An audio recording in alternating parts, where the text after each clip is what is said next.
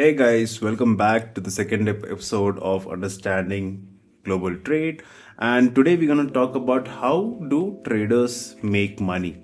Now that's one of the main thing what every exporter wants to understand here. How do I make money? People do believe that it's a simple mathematical calculation of what you buy, what you sell, difference is what you make. But no, the reality is different, and that's where a lot of traders lose money.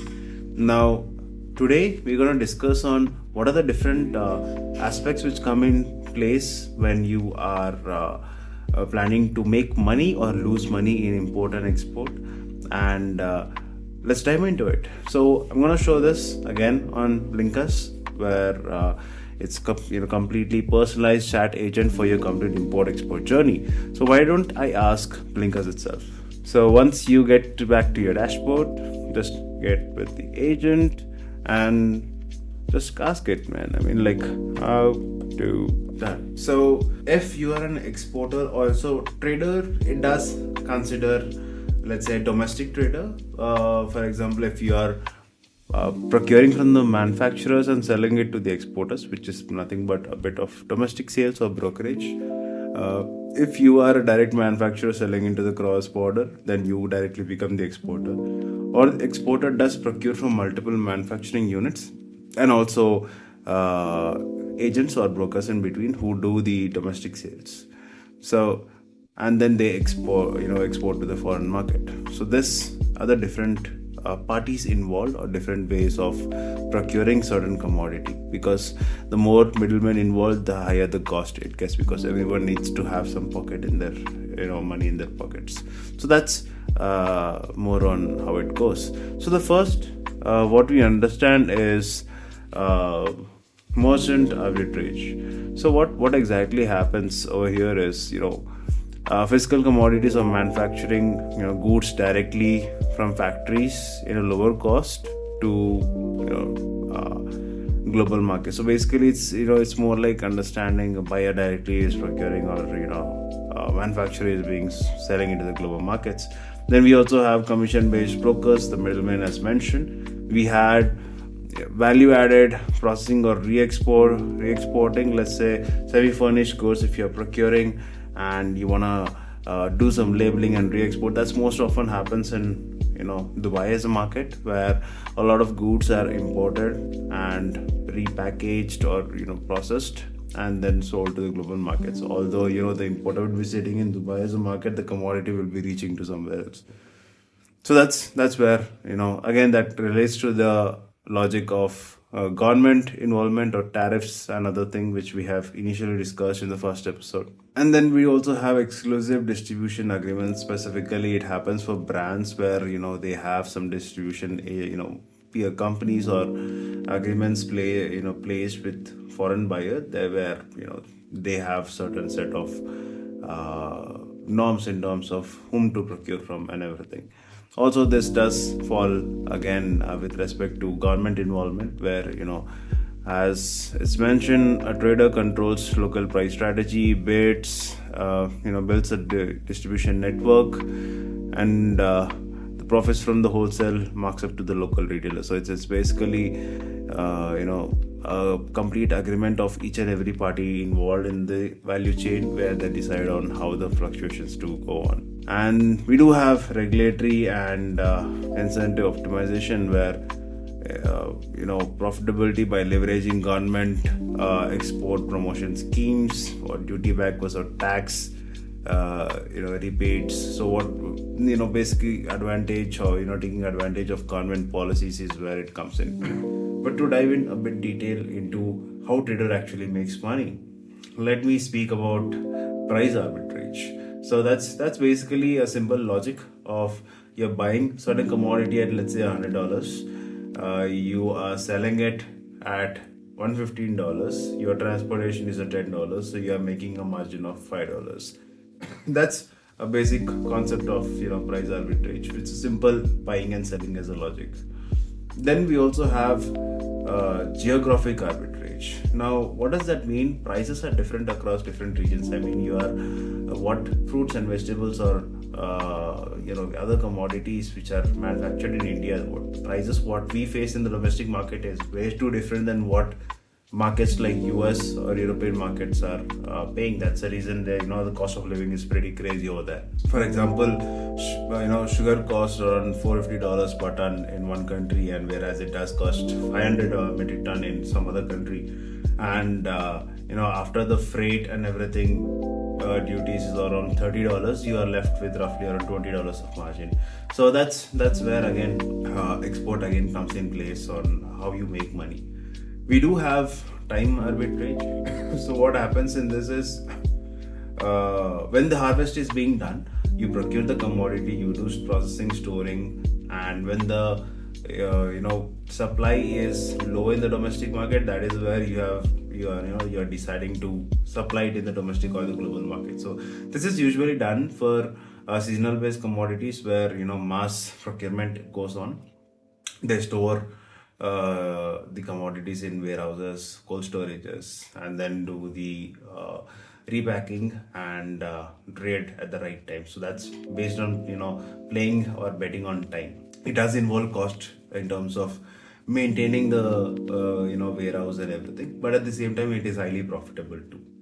And then we also have information arbitrage. I mean, most of the time the market speculations in terms of the price increase of certain commodity or any new tariffs being in place. So based on the news which is coming into the market, people do take risk or bet in terms of sudden mass procurement or sudden mass liquidation in order to be on the safer side.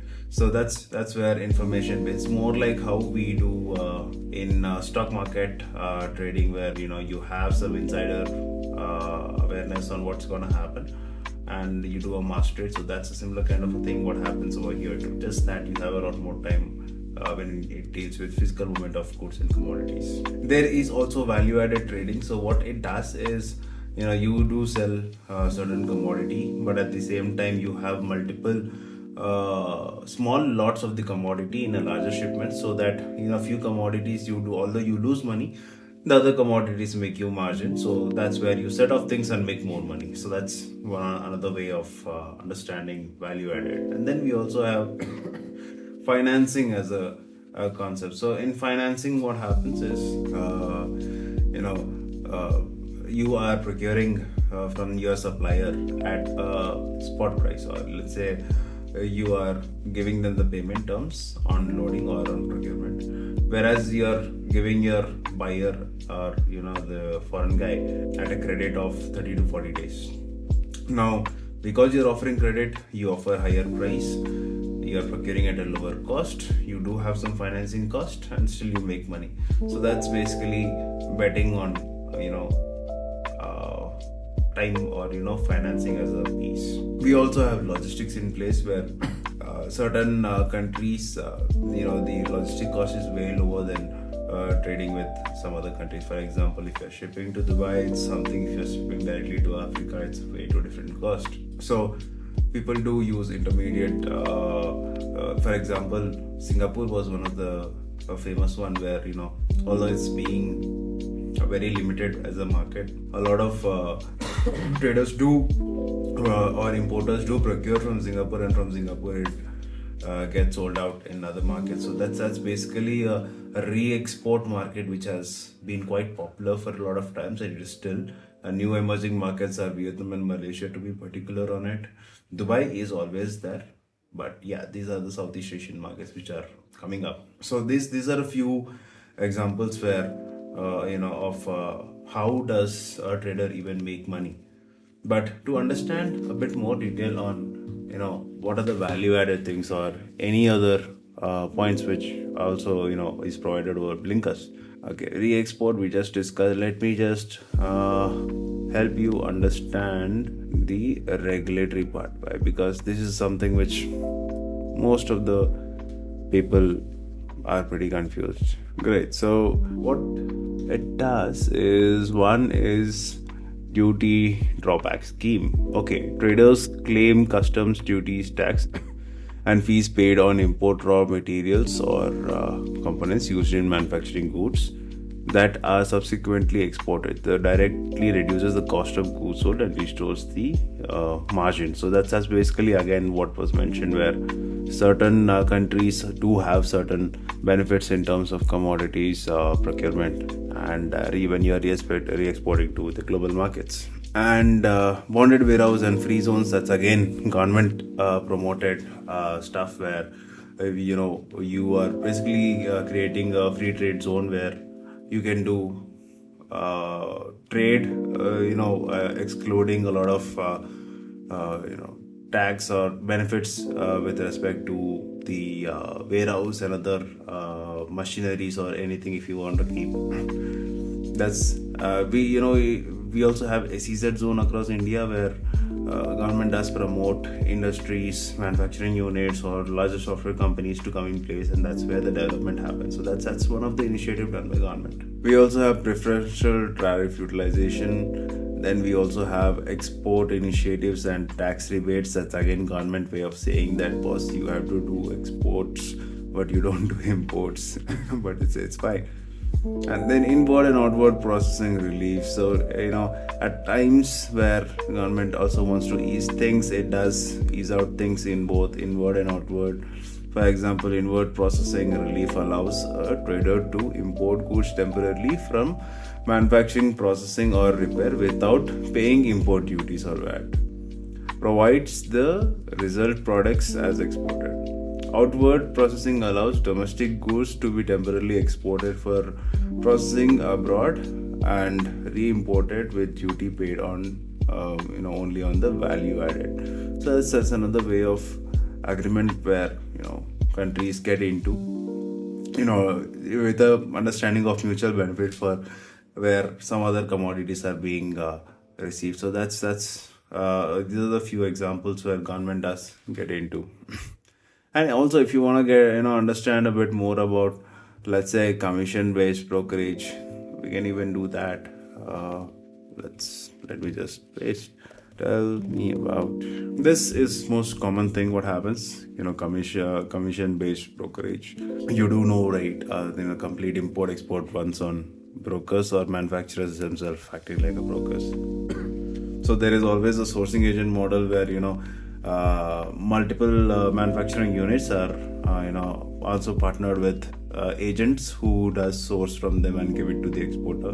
We also have export sales representative model, where a broker acts on behalf of a manufacturer to a foreign importer buyer that he's open for new export markets.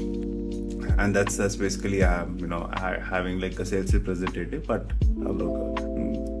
Then we also have contractual protection mechanism. That's basically brokers secure their commission using a non-disclosing agreement. So irrevocable fee is certain maintained to them. So that's basically a brokerage way of making money, and so that you have the trust that that guy doesn't surpass you. Then we also have financial risk mitigation. So what happens here is the broker avoids capital risk as they do not purchase inventory or manage shipment logistics. That's one of the benefits of being a broker, where all you gotta do is talk to people and do business. Your operational cost is pretty low. You're focusing on just communication, travel, and relationship management, and your revenue is directly related to the success fee. And one of the best thing is, when you understand the people pretty good and market pretty good, you can always change the prices. You have the upper hand of reselling. We do have another letter of credit facilitation. So what happens is, brokers often assist a structured trade financing instrument to ensure transaction safety, and they just verify the letter of credit terms match the exporter credibility of capabilities of the manufacturers. Commissions are frequently paid directly from the letter of credit proceeds via bank. So that's basically once I do receive bank transfer, you get what you want. So these are a short details of what happens. But what I'm gonna leave today's session is on a note that you can always hunt more and learn more. For example, if you feel that being a broker is a lot better in domestic and a safer game, you can always ask more to Blinkers. For example, Tell me more on sourcing agent model. Now you always have the option of learning more with Blinkers when you are starting your import export journey, rather than sitting in some random class or addressing to a number of people, where here you can understand things by yourself. You are in your control, and you can also have a clear examples of how does this happen and everything. So, yes, Blinkers is pretty well aware on how to support you in complete trade journey and be a co-pilot towards global trade. With this, I am gonna wind up the second episode, and we'll be back.